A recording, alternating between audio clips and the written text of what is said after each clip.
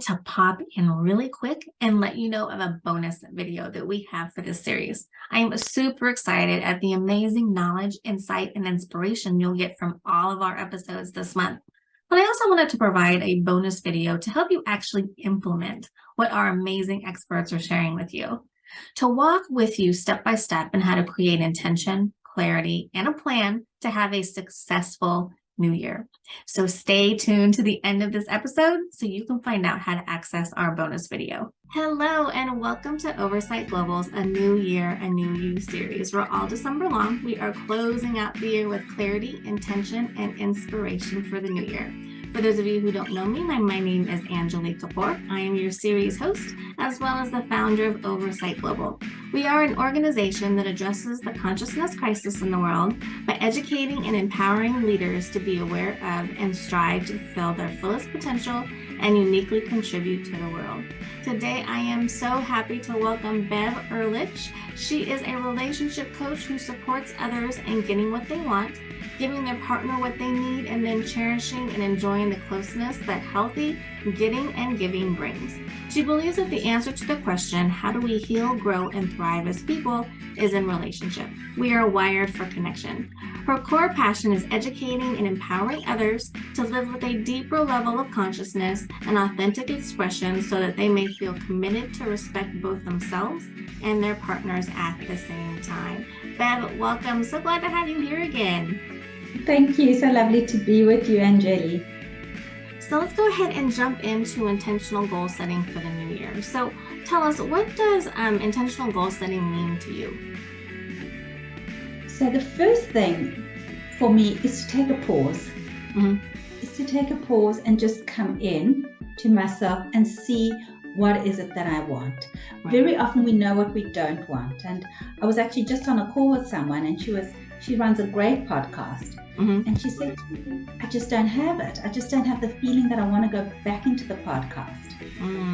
And we spoke a little bit about what was blocking her, but what she wanted. And what came out was that pause, that looking inward, will give you an answer that she had this intention that the podcast needed to look a certain way all the time. Right. But now it's changing a little bit with her, and that's okay too. So the first part, I think, in setting an intention is really, what do you want? And then knowing what's that first step to take. And so you might have a big intention, let's just say, of traveling around the world, right? The first step might be to look online if there are any lectures happening about people who've traveled around the world. Right. It's not, oh my golly, how do I travel around the world? It starts with one small step. Right. I love that. Yeah, really internalizing. And again, just like you said, it doesn't have to be a huge leap. Just a small step towards, what it is that you want is good enough. It gets that ball rolling. Exactly. And then you can take the next step and the next step. Exactly.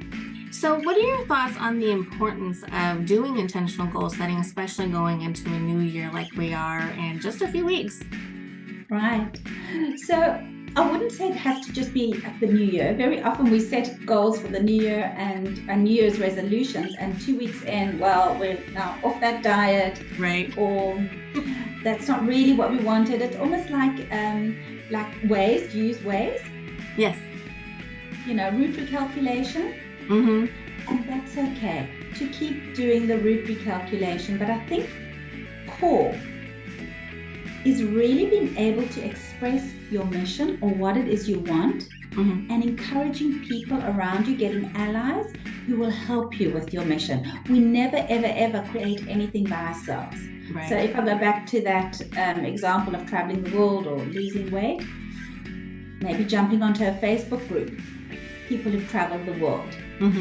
Where do you find like-minded people who will support you, understand you, and get you going in the direction that you so wish? That's great. Thank you for mentioning that. That's some great insight. So what have you found have been methods or strategies that have been successful for you when you are setting and also pursuing your goals? Great question. So for me, sometimes the voice of doubt can grow very loud. Right. And the way for me to turn it down, to turn the knob down a little bit, is to listen to the wisdom of the voice of doubt, the voice of fear, so that I can actually say what part of that is real and needs to be managed, which part of these obstacles that are coming up for me need to be managed. I recently took on a project of writing for a magazine. I never thought I was a writer. I still don't think of myself as a writer. I'm not a blog writer. None of these activities. And suddenly I was approached, would you like to write some articles? And I said yes. And that expanded me. I had no idea what I was going to write about. But I said, you know what, I'm going to take this on. Right. And I began with just one article. And so the ball began to roll. So there is that voice of doubt, like, but you're not a writer. Right. But let me just see, is there any part of this that I can do? And what will it give me? Will it give me the ability to expand, and will it help others? Yeah. I love that, because I think that, whenever any of us are deciding to, go towards something new, change always brings up fear. And I think it's important, like you mentioned, that we really kind of sit in that fear and really try and figure out what it is. Because a lot of the times we're so used to being in our comfort zones, or we're so used to not being uncomfortable or in a certain routine or thinking of ourselves in a certain way. So you made a great point that it's really important that, when we start to have those doubts or those fears, that we kind of sit in it and really explore really what it is. Because a lot of the times it's not, really true, pure fear. It's really embedded in something else. 100%. And I love what you said about the fear of change. The reality is that change happens whether we want it to or not. Right. But progress happens with intention. So that's beautiful. You're going to change, and your life's going to change. You're going to get older. You want to jump in right now. Exactly. Yeah, it's better to go with the flow and be happy with it and enjoy it instead of trying to fight it. Because like you said, change is going to happen. It's inevitable. Right. Yep. So what other things do you feel contribute to a person's success in setting and achieving their goals? Do they need to be in a particular mindset, have a particular energy, things like that? Right. I think a big role is legacy. I think what you saw that came before you, how your parents achieved their goals in this world, I think that will be a strong compass for you, whether to enhance your goals and help you get there, or to hamper the journey. Right. And I definitely think so. I think there's what you inherit, and I definitely think it's seeking out those allies to help you on your journey. The other thing, so I would say those two are very important. The other thing is to know that it's not going to happen overnight. You can become an overnight success over 40 years. You can take 40 years to become an overnight success. That some of the journey is going to look like I wasted my time. Why did I do this? And to see it and receive it all with compassion and kindness. Is that what I thought I knew then, because of that, I know better now. Right. What my needs are.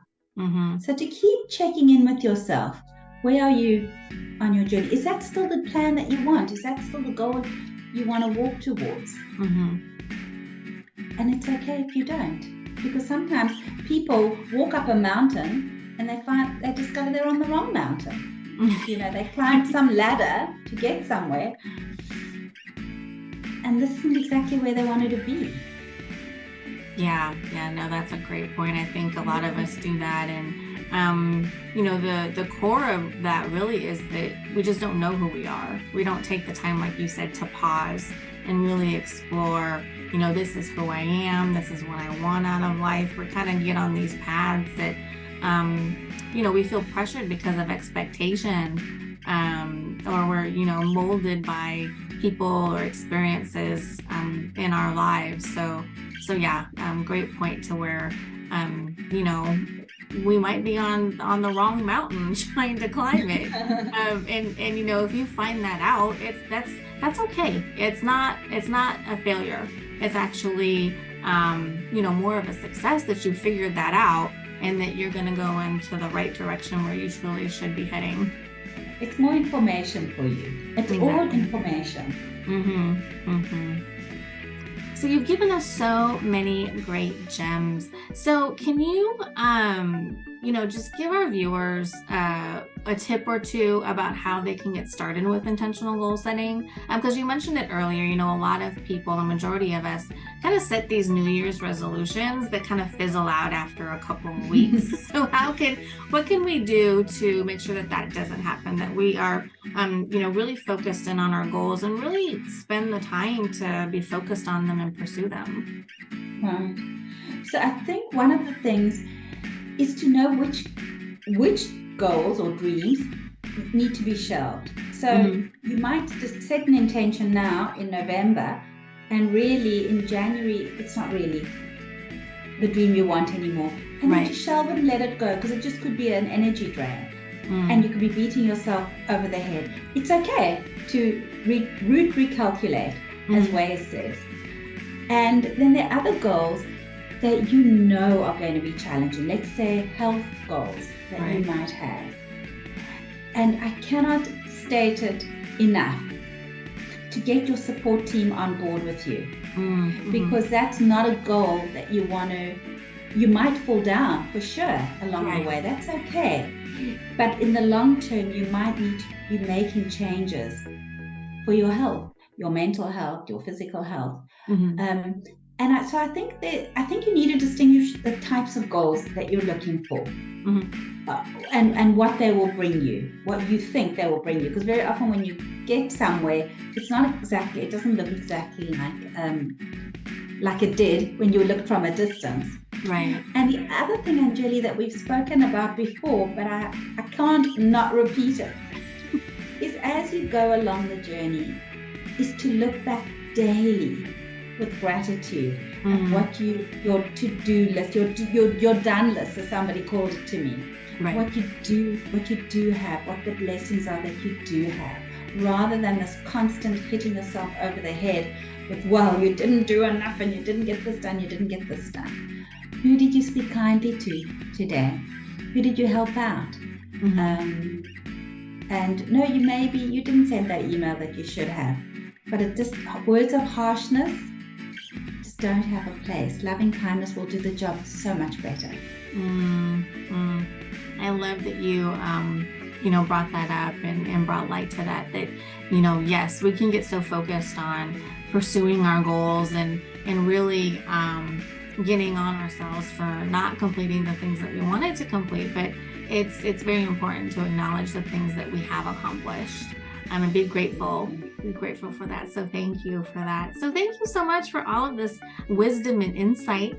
Can you remind our viewers, what it is that you do? And it sounds like you have some new things going on with the article writing. So tell us a little bit more about that. Right. So as you said in the beginning, I'm a relationship coach. And I think if I had to say in a sentence some of the things that I do, one of the things our society, if you like, puts on a higher pedestal is this idea that a good relationship is a relationship that's harmonious. But a good relationship is one that goes through harmony, rupture, and repair. And we see that in Ed Cronick's work. I don't know if you're familiar with the still-face mother, that even as young as a year, children are looking to repair, if they can, the relationship. And Ed Cronick says that is where the power of relationship is. That if I know I can repair with you, I can be vulnerable and I can be true. Right. And that's where true intimacy comes. So it's great when we're in the harmony stage, but there's so much more beauty when we know that we can repair, because the truth of relationship is we do rupture. We're not the same people. Fred Astaire and Ginger Rogers, they looked like they were in perfect sync. That took a lot of practice. It didn't just happen. Right. And I think life is so much more beautiful when we do have the little movements in it, sometimes bigger movements, but to know that we can come back or really develop trust in that one person, that you can be vulnerable and fall down. Make it better. Yeah, I think that's beautiful. And I love what you do, because I think it's important that we recognize, you know, a lot of us, I know when I was younger, before I got married, if I wasn't in a relationship that was, like you said, harmonious, then I thought that that wasn't the person that I was supposed to be with. And that's not always true. I mean, me and my husband, you know, we have ups and downs, but we know that we can work through them. But it's not, you know, it's not rainbows and butterflies all the time. Because like you said, you know, we're different people, and both of us are growing too. So we're constantly changing. So I love how you point that out, and that you're helping couples kind of recognize that, you know, it's not always harmonious. We all are going to go through those ups and downs, and it's okay. Right. As Terry Real says, excuse me, we're all hoping to meet our gods and goddesses who are going to complete that conversation we didn't complete with our parents, who are going to heal all our wounds. And what actually happens is we have this tremendous collision of his flaws and mine. Right. And the rest of our lives together is, how do we manage that? He comes with like a burning spear into our eyeball. Oh, excuse me. Yeah. And yeah, so that's kind of what I do. Oh, excuse me. I've been a happy girl today. No, that's beautiful. So, do you have any final thoughts or key takeaways that you would like people watching this episode to walk away with? Yeah. I want you to try and be kind this week, and to remember that there's nothing that harshness does that loving kindness won't do better. And that goes for what's going on between your ears as well. Right. Thank you for that. Thank you so much, Bev, for being here and for giving us all these gems of knowledge. It's so wonderful. My pleasure. Oh, thank you. And thank you, audience, for being here as well. I hope that you are enjoying this series of A New Year, A New You. Be sure to catch our other episodes. If you are enjoying them as much as I am, please remember to like, comment, and share. And also remember to subscribe below if you haven't already, to be alerted of our future episodes and videos on our channel. Thanks again, and we'll see you in the next video. Wow, such amazing knowledge, insight, and so many wonderful gems and nuggets, right? I hope you took away some great tips and words of wisdom from this episode. Now, that bonus video that I mentioned about how to implement all this, you can find it in the video description below. Just click on the link. So excited for you as you create intention, clarity, and success for the new year.